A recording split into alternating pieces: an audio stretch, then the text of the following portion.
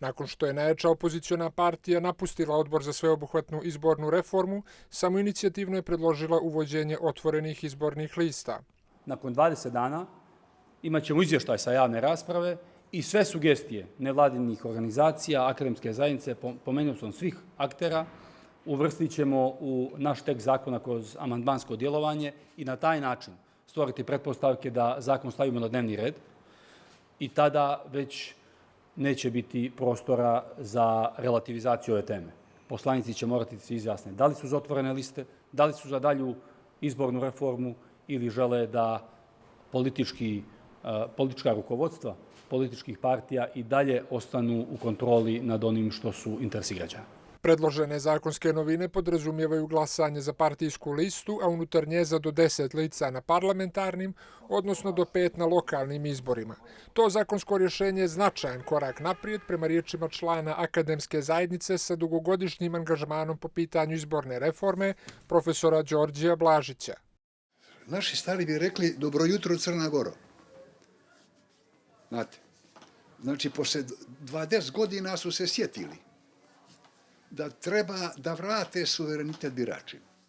Predlog DPS-a u redovima vladajućih stranaka nailazi na mješovit odgovor. Pozdravljaju put ka otvorenim listama, ali imaju problem sa načinom na koji je do predloga došlo. Smatram da jednostrano izlaženje sa bilo kakvim rešenjima koja nisu plod dogovora svih, smatram i ishitrenim i manje potrebnim danas u ovom momentu. Zašto su se odlučili na taj potez? Verovatno imaju svoje razloge, to bi trebalo da pitate njih, ali generalno ima prostora za priču oko dokumenta koji su oni dostavili na razmatranje. Po načelu mi podržavamo otvorene liste i vjerujem da ćemo ultimativno kroz eventualne moguće neke korekcije podržati ovaj zakon koji oni stavljaju na dnevni red. Mislim da DPS inače pravi grešku, iako su dali solidan predlog, tu što nisu obezbedili dovoljnu podršku za ovo, nisu obezbedili konsenzus i imamo rizik da ne podrže svi u dovoljnoj većini ovaj zakon, tako da ova inicijativa i dalje neizvisno u pogledu one potrebne većine od 54 glasa da bi bila usvojena. Čarapić dodaje da je DPS predlaganjem ovako važnog zakona bez konsenzusa otvorio Pandorinu kutiju. Ako već smatraju da ne treba konsenzus nego dovoljna većina i mi ćemo to raditi, evo najavljeno će klub Pokreta Evropa sad predati izmjene zakona o biračkom spisku kako bismo očistili birački spisak prije izbora 2027. godine. Na mogućnost uspjeha izborne reforme gledaju različito. Bojimo se da nema političke volje u ukupnom političkom spektru aktualne vlasti. Neće biti odbora, očigledno, ali da li se mogu izmijeniti zakon, ja mislim da mogu, tako da mi smo otvoreni za to.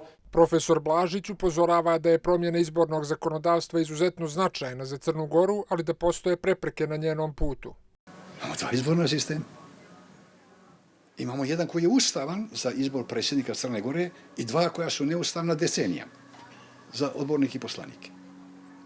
Dakle, ovo je sad alibi koji se traži i pokušaj samo, bojim se da je pokušaj samo, jer partitokratija će teško odustati od svojih privilegija. Izborna reforma mora biti završena do juna kako bi važila za predstojeći izborni ciklus 2027. godine. Nikola Tomić, Euronews, Podgorica.